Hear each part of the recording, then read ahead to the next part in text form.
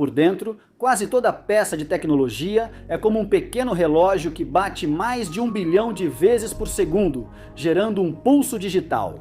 Isso é fundamental para regular a execução do código, o movimento dos dados no processador e na memória, a geração de sinais sem fio para a transmissão de dados e muito mais. Então, como geramos um relógio que pulsa com precisão em menos de meio nanosegundo? Pode parecer contraintuitivo, mas esse batimento cardíaco de bilhões de vezes por segundo, ou sinal de clock em gigahertz, é incrivelmente semelhante à forma como um relógio de parede analógico de $10 marca os segundos, minutos e horas do dia. Para explorar como um batimento tecnológico em GHz é gerado, vamos abrir um relógio de parede, ver como ele funciona e depois ver como a mesma tecnologia é usada para produzir o sinal de clock em GHz do seu computador de mesa. Então, vamos direto ao assunto.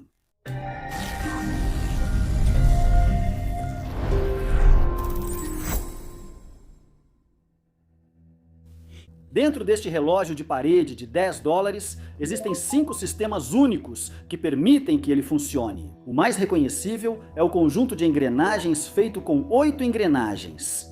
No início do conjunto de engrenagens, uma engrenagem motriz é girada por um eletroimã, que fornece a força para girar os ponteiros do relógio. Esse eletroimã é composto por uma bobina de fio, que usa corrente elétrica para gerar um campo magnético e uma tira de ferro para direcionar esse campo magnético até a engrenagem motriz.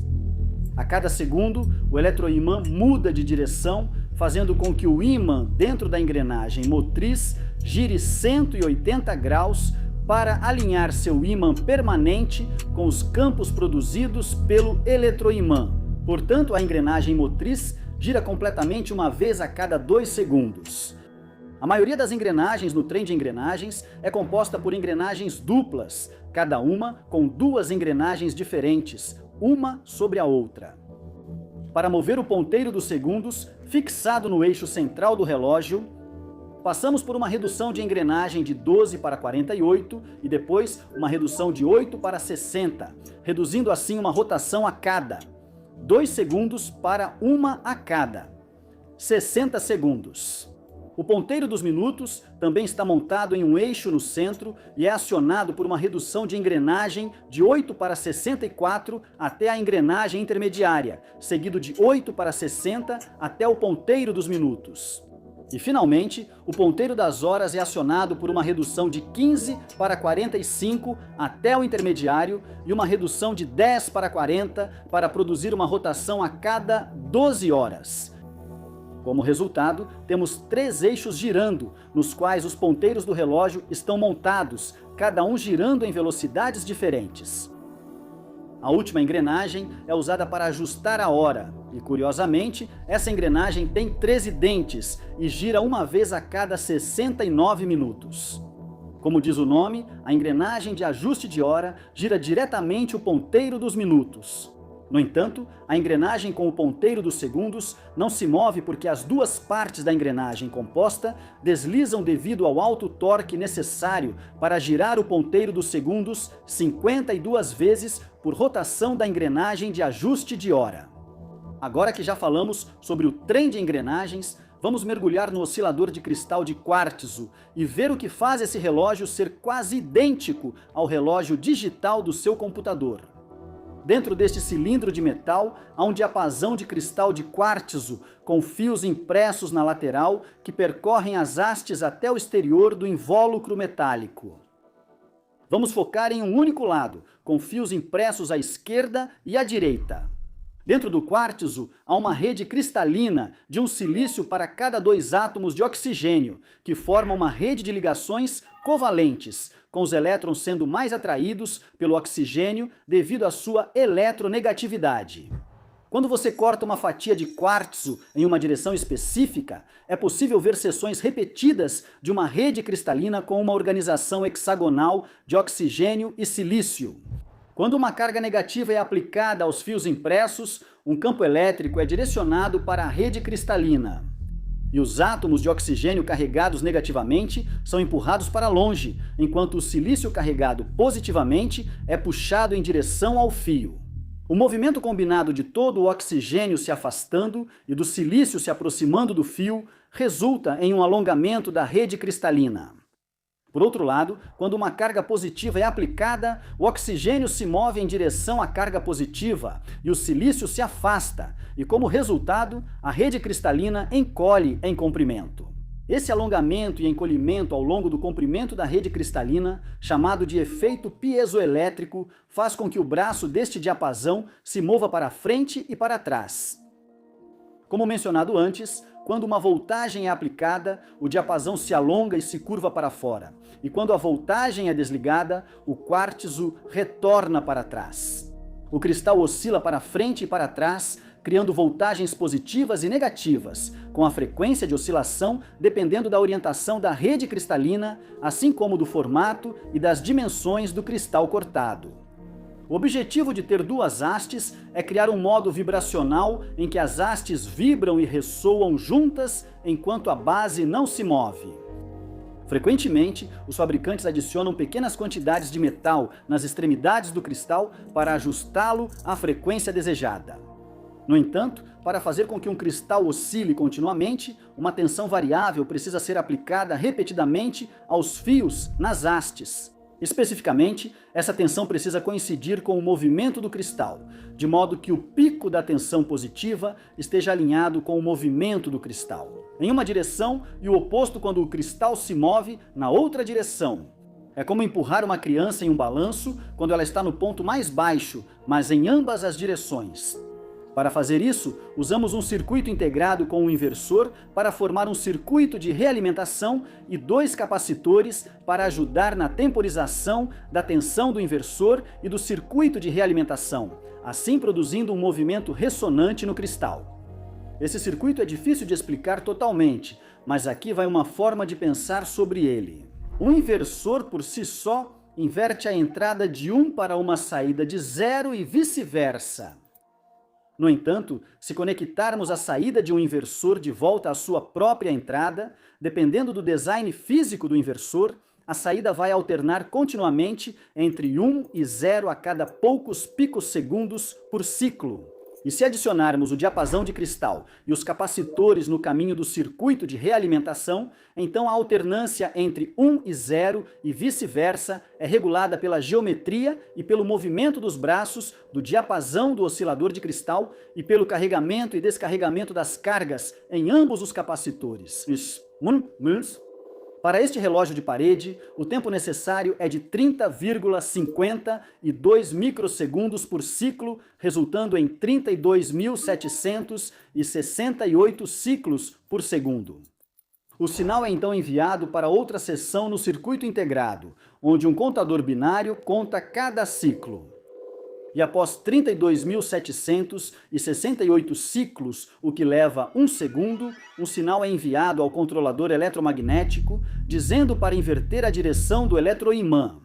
Assim, a engrenagem motriz gira cerca de 180 graus e move os ponteiros do relógio 1 segundo adiante. Uma coisa a se notar é que se o seu relógio está adiantado ou atrasado, provavelmente é porque o oscilador de cristal não oscila exatamente a 32,768 kHz, devido à geometria e à frequência de ressonância incorreta dos pinos. Esses cristais normalmente têm uma precisão de 20 partes por milhão, o que significa que podem adiantar ou atrasar no máximo 1,7 segundos por dia ou 10 minutos e meio por ano. Vamos seguir em frente e ver como smartphones e computadores geram um clock entre 1 e 5 GHz, o que é de 30 a 150 mil vezes mais rápido do que uma única oscilação desse diapasão de cristal de quartzo. Vamos analisar o inversor, criar um loop e incluir mais 2 inversores no loop, assim criando um oscilador em anel. Devido ao número ímpar de inversores, a saída oscila rapidamente entre 1 e 0. Esses inversores podem operar incrivelmente rápido e facilmente alcançar a faixa de frequência de gigahertz ou até mais. No entanto, o problema é que a frequência desse oscilador em anel depende muito da temperatura. assim como das propriedades físicas, geométricas e elétricas dos transistores. E por isso tem uma faixa de frequência de mais ou menos 50% ou mais em relação à frequência desejada. Portanto, para estabilizar a frequência de saída de um oscilador em anel para menos de algumas partes por milhão de precisão, usamos um circuito chamado malha de captura de fase. Este é um circuito complicado, mas aqui está a ideia geral de como ele funciona. À direita, temos o oscilador em anel, e quando adicionamos alguns circuitos adicionais, dependendo da tensão de entrada, a frequência de saída muda, e o oscilador em anel agora é chamado de oscilador controlado por tensão, ou VCO. À esquerda, temos um oscilador de cristal de 16 MHz, semelhante ao oscilador de cristal em forma de diapasão.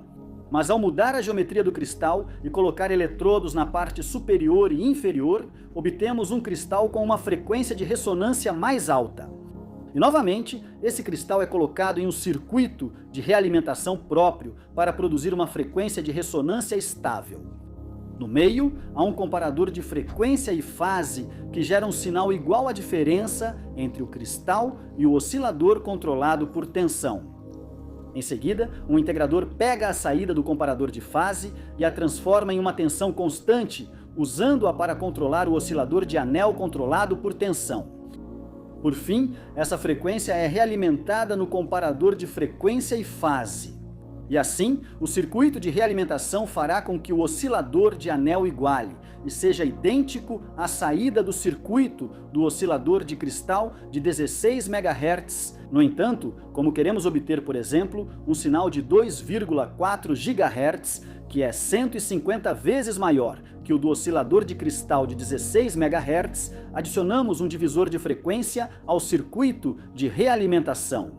Esse divisor de frequência é igual ao do relógio de parede, que pegava 32.768 ciclos por segundo e transformava em um sinal de 1 Hz. Agora, na verdade, estamos dividindo por 150. Em seguida, o sinal é enviado para o comparador de frequência e fase, que quer que os dois sinais sejam idênticos. No entanto, ao mantê-los diferentes, ele gera um sinal que passa pelo integrador, transformando-o em uma tensão constante e fazendo com que o oscilador controlado por tensão aumente para uma frequência mais alta, que será exatamente 150 vezes a do cristal de 16 MHz, ou seja, 2,4 GHz. Usando esse malha de travamento de fase, temos um gerador de frequência incrivelmente rápido, produzindo um sinal que é exatamente 150 vezes o de um cristal de quartzo, fabricado de forma confiável e estável em relação à temperatura. Além disso, se quisermos mudar a frequência desejada, fazemos o contador binário dividir por um número diferente, assim mudando o quanto o cristal de 16 MHz é multiplicado. E, na verdade, todos os smartphones fazem isso quando não estão em uso ativo, para reduzir a frequência do clock do processador e economizar bateria. É basicamente isso sobre clocks e osciladores de cristal. Uma coisa a se notar é que, às vezes, os osciladores MEMS são usados em smartphones para economizar espaço em vez dos osciladores de cristal. E nós vamos nos aprofundar em MEMS em um episódio futuro. Acreditamos que o futuro exigirá uma forte ênfase na educação em engenharia, e somos gratos a todos os nossos apoiadores no Patreon e nas assinaturas do YouTube por apoiarem esse sonho. Se você quiser nos apoiar nas assinaturas do YouTube ou no Patreon, pode encontrar os links na descrição. Aqui é a Branch Education, e nós criamos animações em 3 dimensões que exploram profundamente a tecnologia que impulsiona o nosso mundo moderno. Assista a outro vídeo da Branch clicando em um desses cards ou clique aqui para se inscrever. Obrigado por assistir até o final.